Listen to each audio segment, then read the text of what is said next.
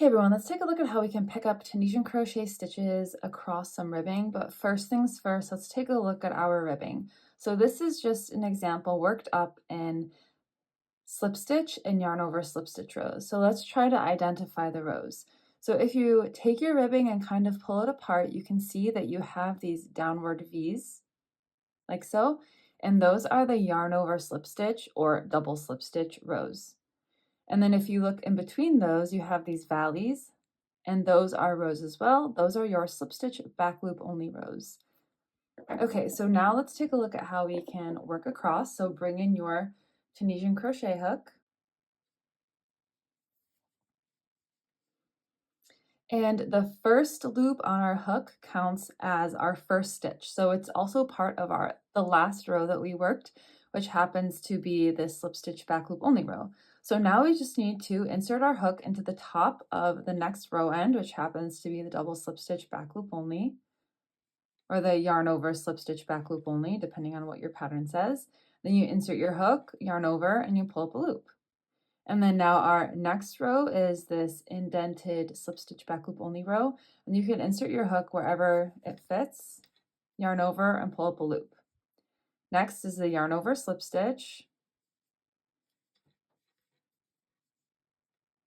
The next row is our slip stitch back loop only. Next row is a yarn over slip stitch. And now our last row is going to be the slip stitch back loop only row. I have 7 ribbing row ends, so now let's count on my hook. I have 1, 2, 3, 4, 5, 6, 7 rows. That's perfect. And now we're going to return pass, which is the chain 1, then yarn over and pull through 2 stitches.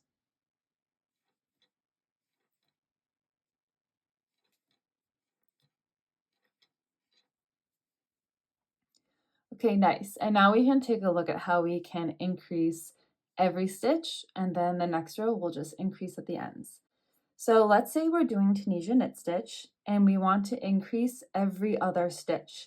So we're going to use a Tunisian full stitch, and that is just placing a stitch in between 2 stitches under the return pass bar.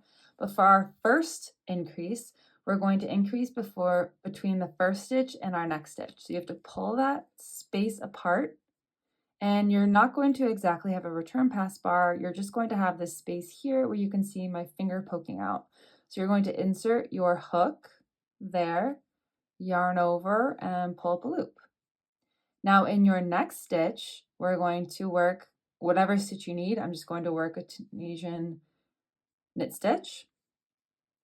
Now if we're going to keep increasing in the next space, we're going to insert our hook and do a full stitch. So again, the full stitch is going to be in this space between the stitch we just made, which is on our hook, and the next stitch under this return pass bar right here. Now we'll knit stitch,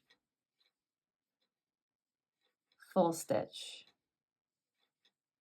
knit, full, knit, full, knit. Now, depending on the pattern you are using, you might need to stop here and work your end stitch, or you need to do another full stitch. So to do that, again, this is the stitch we just made, and here's our end stitch.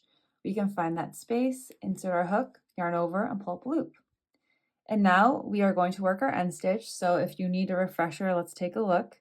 We have the front and the back bar. So it's basically like working a single crochet. We're going to insert our hook in between the front and the back bar or loop, yarn over, and pull up a loop. Now we'll return pass. And when you have increase like this, return pass carefully because we have a bunch of extra stitches and we need to make sure we don't decrease them. So we're going to chain 1, yarn over, and pull through 2 carefully.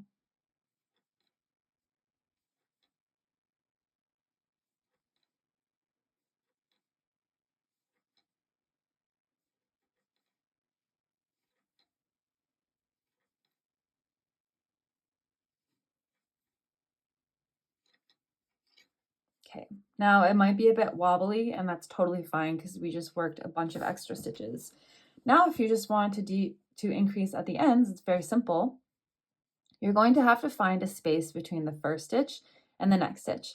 And in this case, our next stitch is the Tunisian full stitch. So it's a little tricky here. So you'll have to pull that space apart, the stitches apart to find the space and insert your hook, yarn over and pull up a loop.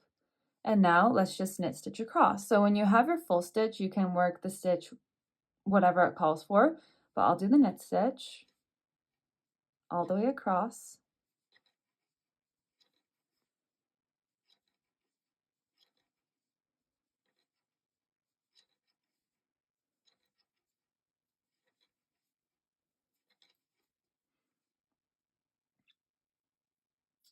And now I'm at my end, so I will find that space and insert my hook, yarn over, pull up a loop,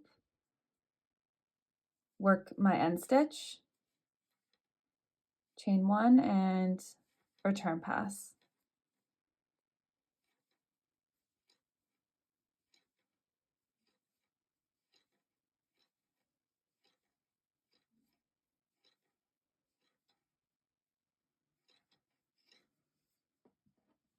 Okay, and this is how you will work your increases and also how you will pick up stitches across the bottom ribbing.